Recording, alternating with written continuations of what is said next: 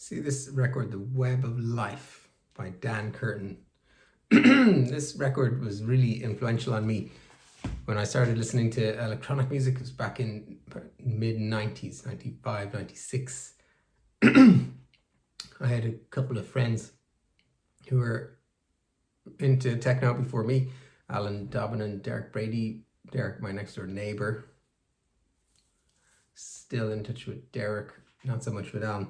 But those guys, they introduced me to techno and electronic music, ambient. They were into, I wouldn't say like a wide range. They weren't really into house at all. It was like techno and hard techno and electro, dark music, ambient, Aphex Twin, that stuff.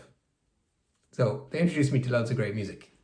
Dan Curtin, Web of Life, we used to listen to it a lot. And it's kind of interesting. This is how we used to listen. It was, we'd sit around in Derek's sitting room and like after coming back from going out to a club, I was like about 17 when I started going to clubs, and we'd come back there and we'd put on a cassette tape of Web of Life, and nobody would say a word. There'd be about like 7 or 8 of us. We'd just be listening really intently to the music, proper listening. Like, you know, every now and then someone might say, "Oh, did you hear that percussion line?" Or like, "Wow, this track sounds completely different from like 2 minutes ago." The Dan Curtin tracks, a lot of changes in them. That's like very unusual, is it? I'd love to know in the comments if you ever did that with your friends, just for hours, just sat and listened to music together. That's what we did, like every time we were there. It might be really weird for someone else who didn't know us that well, who would like come back expecting some fun chats or whatever, and just like a bunch of people just sitting around just like listening intensely to whatever music it was. But yeah, the Dan Curtin stuff was like on constantly, and it's very musical and interesting techno. The chords and the parts and the changing. It's really hard to make music with lots of changes in it. Really hard. Because you lose the flow, you lose the thread of the idea, and then it becomes boring. But Dan Curtin is able to do it. It's like something to do with how concentrated you are when you're making it, I think. You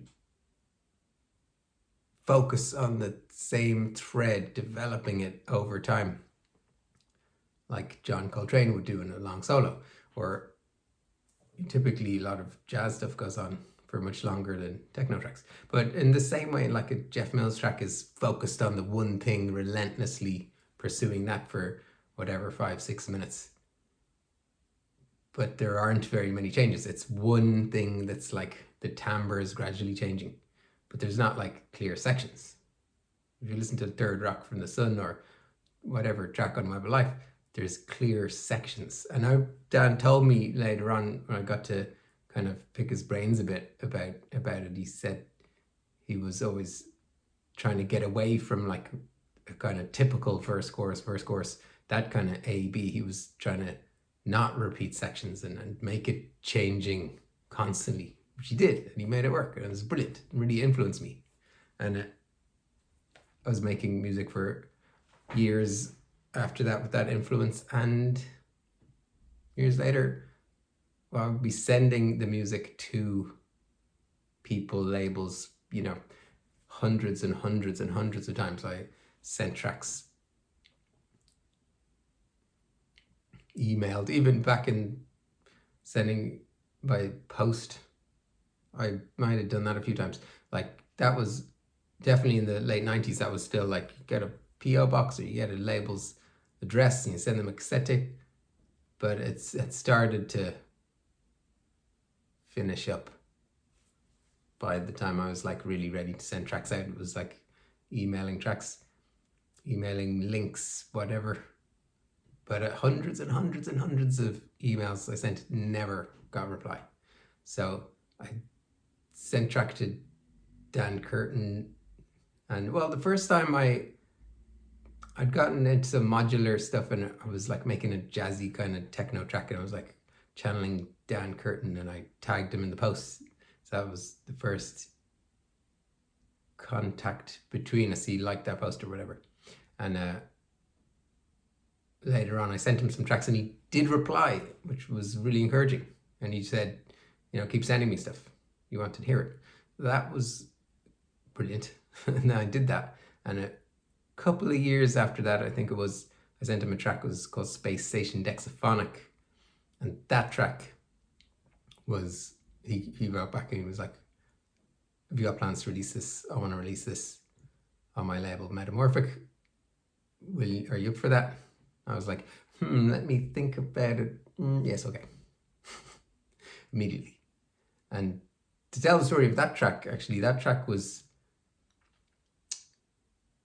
started off as a live set for D1 when the record label D1 Recordings, Irish techno label run by Eamon Doyle, they had a 25th anniversary birthday party in 2019 at Tengu, which was amazing. It was like a mini festival. They got loads and loads of people playing at it. Automatic Tasty and Maura and Alan, D-Chord, and it was like really sunken fold. Tons of people were playing.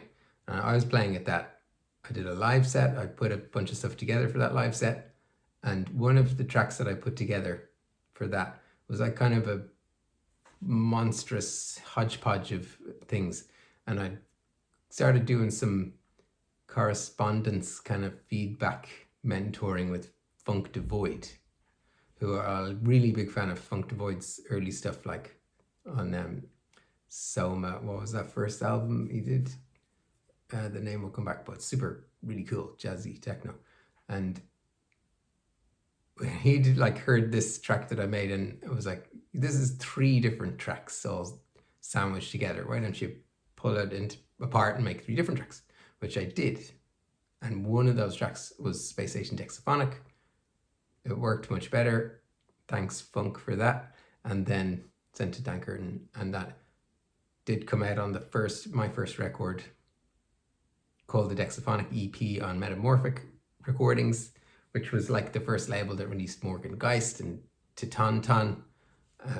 So it was like amazing for me to have that as my first release. It was this big boost of confidence for me. And then there was also a Dan Curtin remix and a John Tejada remix on there, which is sick. If you haven't heard it, grab a listen. It's on Spotify or whatever. Get the record. There's still a few floating around, although it is getting nearly sold out now, I believe. So Dexaphonic EP on Metamorphic Recordings. Link in description. That's the story of my first vinyl release. I've put like digital releases out before, but that was like a proper label and all that. So that led to my second release on Winthorpe Electronics. And then after that, I was like a bit more confidence to do my own release. I'd done a couple of CD albums, 2022 and 2023. And then 2024, this year, my vinyl album, ZOiD Vs Musicians Volume 2, is coming out, which is my best album yet. So that's coming out in November. Next month, in a month, yeah. So, a couple of singles out for that. Module Bone is out, and Fit in Tree with my brother Matthew. So that's all I wanted to say in this video. Tell me in the comments if you know Metamorphic Recordings, Dan Curtin stuff, super cool label, amazing music on there. Check out the Morgan Geist and Titan releases on there. And the other thing, yeah, I'll remember the name of that Funk ZOiD album. I always forget the name of that album. Okay. Cheers.